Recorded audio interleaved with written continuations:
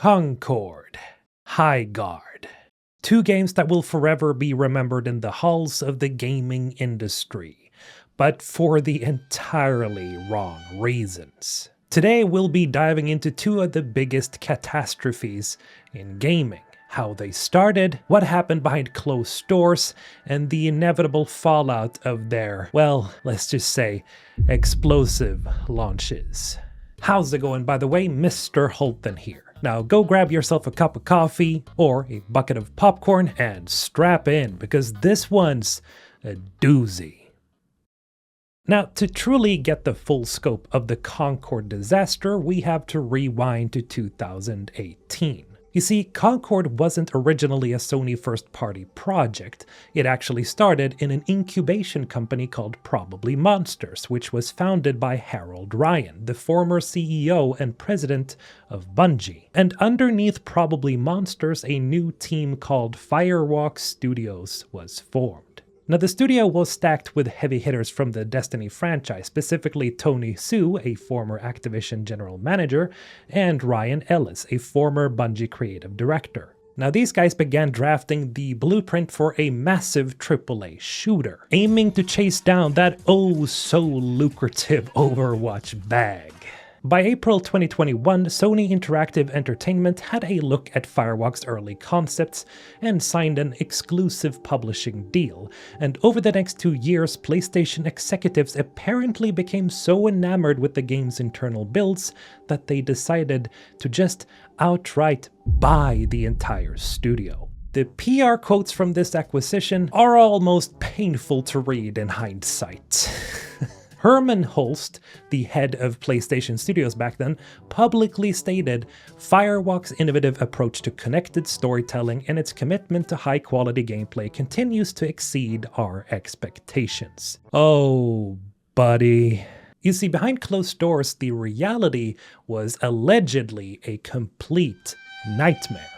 According to massive insider leaks vetted by former IGN journalist Colin Moriarty on the Sacred Symbols podcast, the game had already burned through roughly $200 million by Q1 2023 and was still allegedly in laughable shape. Now, instead of cutting their losses though, Sony doubled down. Am I so out of touch? No. Moriarty's sources claimed Sony spent another $200 million outsourcing work to other studios just to get the game to a minimum viable product state. Indeed, if we do the math here, we can see that this game had already cost them over $400 million frickin' dollars. And that is completely excluding the untold millions that they spent to acquire the studio.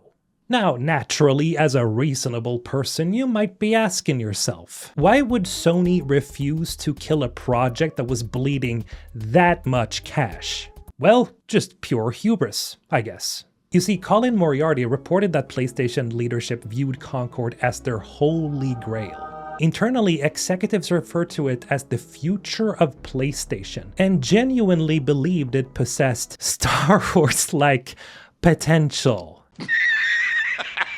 You serious? Yes, I'm serious. Sony executives genuinely believed that they were building an IP so massive that they could spin it off into endless media, which is exactly why they preemptively funded high-budget weekly CGI cutscenes and that Amazon Prime secret level episode. Now, with the highest executives at Sony treating this game like an inevitable masterpiece, the studio culture allegedly warped into a complete echo chamber. Senior Kotaku reporter Ethan Gach completely corroborated Moriarty's claims about a culture of toxic positivity at Firewalk. Gach reported that the team suffered from a head-in-the-sand mentality carried over from their Bungie roots. Apparently, the developers were infected with the sense that they were too good to fail. Because of this, critical feedback was effectively outlawed. If a developer pointed out that the character designs were, in more simple terms, blech, but what the hell, boy? Or warned that the hero shooter market was completely saturated by free-to-play titans, they were shut down. And turns out that this toxic positivity would soon bite them where the sun don't shine. When Concord finally launched on August 23, 2024 for the PlayStation 5 and PC, it immediately ran headfirst into a brick wall. In a modern gaming landscape where the giants of the hero shooter genre, games like Overwatch, Apex Legends, and Marvel Rivals, are entirely free to play, Sony made the genius decision to slap a premium $40 price tag on an entirely unproven IP. Great plan. Seriously though, to ask a community to pay an entry fee to play a game in a genre that they're used to play for free in a saturated market like this, well, it kind of requires your game to be a generational masterpiece. And as we all know, Concord was not. It launched into an incredibly crowded market, expecting players to just hand over the cash despite the zero brand loyalty and, well, frankly, terrible character designs. What the hell is this? Anyway, as you probably all know at this point, the launch day numbers were so spectacularly bad that people genuinely thought the Steam trackers were glitching, because, you see, Concord hit an all-time peak of exactly 697 players on Steam. To put that into perspective, the game needed tens of thousands of active players just to maintain healthy matchmaking queues. Now, according to analysts at Game Discover Co., the game sold an estimated maximum of maybe 25,000 copies globally across both PC and PlayStation. Now, that equates to roughly $1 million in gross sales against an alleged $400 million budget. Calling this a flop is an understatement. Actually, it was more like a financial crater. Now, Sony immediately realized that they had made what we like to call in Sweden a hoppsan hejsan. And so on September 3rd, 2024, just 11 days after release, Firewalk's game director Ryan Ellis posted a massive update on the official PlayStation blog, where he announced that they had decided to take the game offline, admitting that the launch simply didn't land. They immediately suspended all sales and promised mandatory automatic full refunds to every single person who bought a copy. And on September 6, exactly 14 days after the game launch, the servers went completely dark. This was unprecedented. A AAA first-party game had been snapped out of existence in 2 weeks. On October 29, 2024, the guillotine finally fell. PlayStation studio head Herman Holst sent out an internal email confirming the permanent closure of Firewalk Studios. And not long after that, they laid off over 170 developers and officially threw the entire Concord IP into the garbage bin. An 8-year development cycle, hundreds of millions of dollars, and a massive studio acquisition, all wiped out in a single fortnight. And that was the end of Concord. In 2022, Apex Legends former general manager Dusty Welch and the former design director Jason McCord left Respawn Entertainment to form a brand new studio called Wildlight Entertainment. Now, behind the scenes, though the studio branded itself as a scrappy independent team, investigative reports later revealed that they were actually being heavily funded by Teamy Studio Group, a subsidiary of the Chinese megacorporation Tencent. So, with serious funding secured, they spent the next 4 years building their debut game. But interestingly, Highguard didn't actually start out as a hero shooter at all. For the first 2 years of development, it was actually designed as a hardcore survival shooter similar to Rust, where players would spend hours gathering resources and build massive bases. But by early 2024, the team kinda realized the pacing was just a little bit too slow, so they decided to strip away the tedious resource grinding and distill the game down to purely the best part. So it pivoted into a highly competitive 3v3 PvP raid shooter. Players now took on the role of wardens, arcane gunslingers riding mythological horses, and the entire core loop revolved around 2 teams fighting in the open field over a magical sword called the Shieldbreaker, and whoever claimed the sword could use it to shatter the enemy team's base defenses and wipe them out. Not a terrible concept for one game mode. Now, because this team had literally orchestrated the launch of Apex Legends in 2019, widely considered the most successful stealth launch in gaming history, and a game that I personally spent hundreds of hours in, their marketing plan for Highguard was exactly the same. Indeed, they planned to do a Shadowdrop. Wildlight wanted to release a quick teaser, go completely radio silent to let the mystery build, and then suddenly release the game so the mechanics could speak for themselves. It was a brilliant plan, they thought. But then our boy Jeff Keighley showed up. Now, if Wildlight had stuck to their original plan of simply shadow dropping Highguard out of the blue, things might have been somewhat different. But in late 2025, the man, the myth, the Doritos Pope himself, Jeff Keighley, played an early build of the game. Now, according to a report from Forbes, Jeff loved it so much that he offered Wildlight the most coveted advertising space in the entire gaming industry. The final world premiere reveal at the Game Awards on December 11, 2025. He even gave them the slot for free, skipping the usual six-figure fee. Allegedly. Now, historically, this final spot is reserved for the most epic announcements. For example, in previous years, it has been the launching pad for heavyweights like Monster Hunter Wilds and Final Fantasy XVI. So, when the screen went dark, all of us were holding our breaths for the announcement of another masterpiece single-player experience. Instead, we got this.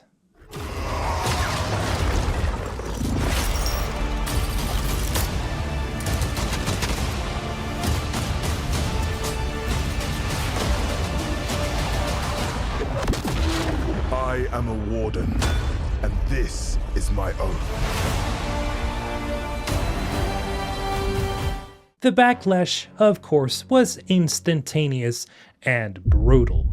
You see, Wildlight's biggest mistake was that this trailer was edited purely for flashy action and completely failed to set the right expectations. More than that, it didn't really look very interesting. To millions of you watching from home, it just looked like another generic hero shooter chasing a dying trend.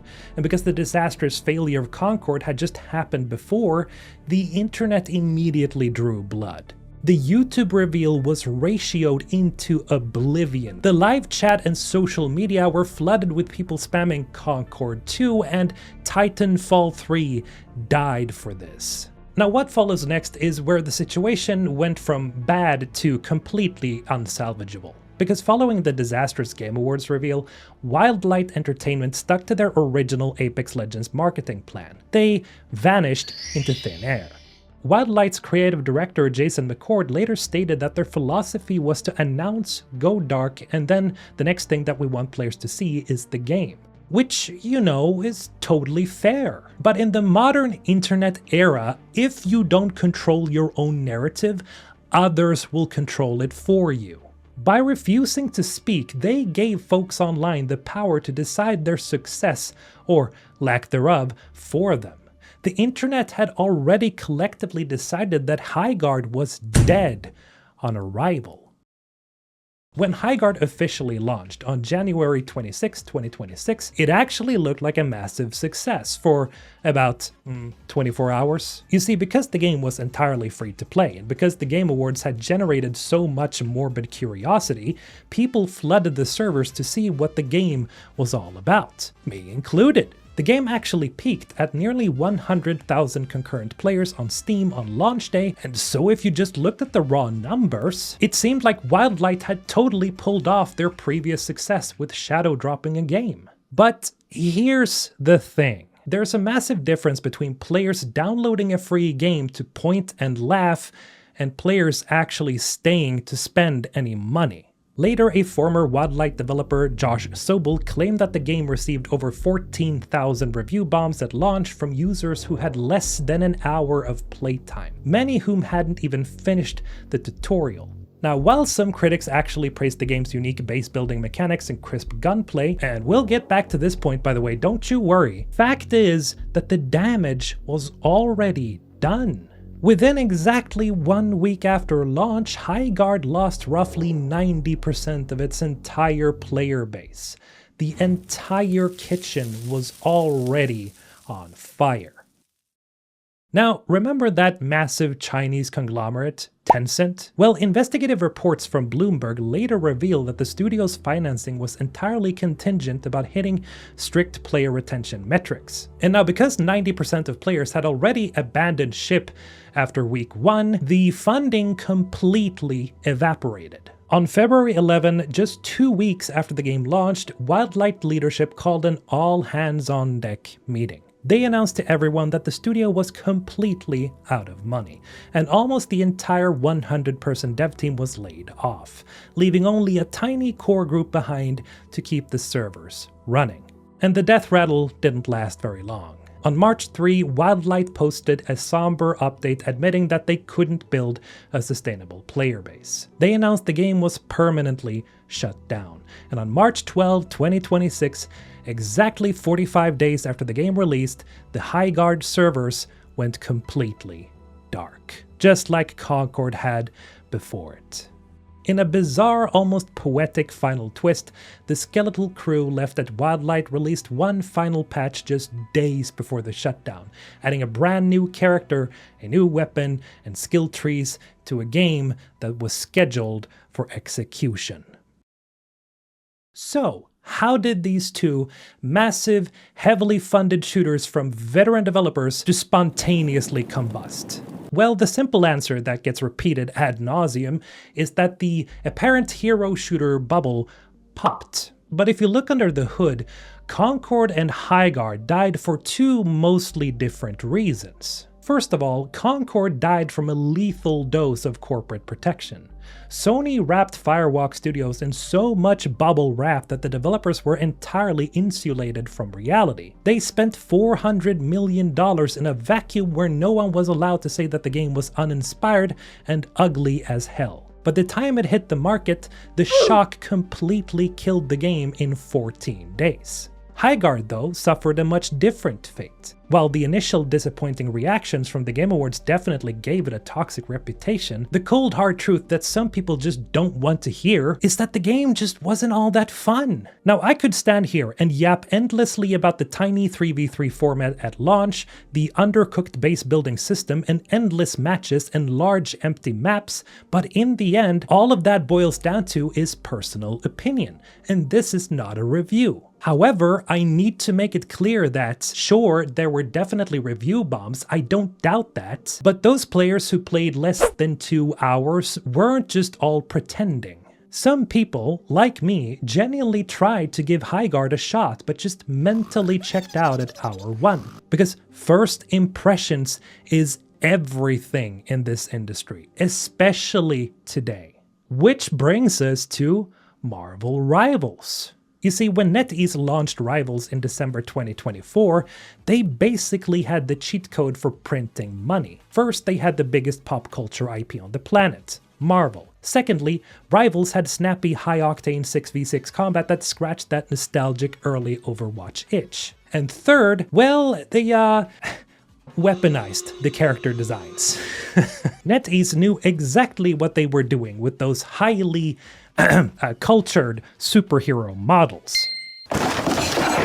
The makers of Marvel Rivals gave their target audience exactly what they wanted, and they were rewarded handsomely for it. Because to absolutely no one's surprise, financially the launch of Rivals was an absolute success. It peaked at a massive concurrent player count on Steam, hitting well over 600,000 players, and immediately started generating absurd amounts of cash. Industry trackers estimated they pulled in over $100 million in revenue in the first month alone through battle passes and premium cosmetics. So, what can Marvel Rivals teach us? Well, if a publisher is holding you hostage, forcing you to make a hero shooter, you cannot coast off of semi-decent gameplay anymore. And you're not guaranteed success just because you have an interesting concept on paper. Making a hero shooter doesn't necessarily mean that you have a disaster on your hands. But if the first impressions doesn't, well, impress people, you can be absolutely certain that you're in for one rude awakening. But maybe I'm wrong. Maybe you have all the answers. So let me know in the comments below why you think games like Concord and Highguard keeps failing. Thank you for watching, and thank you to my wonderful Patreon members for supporting the channel. Until next time, Mr. Alton, signing off.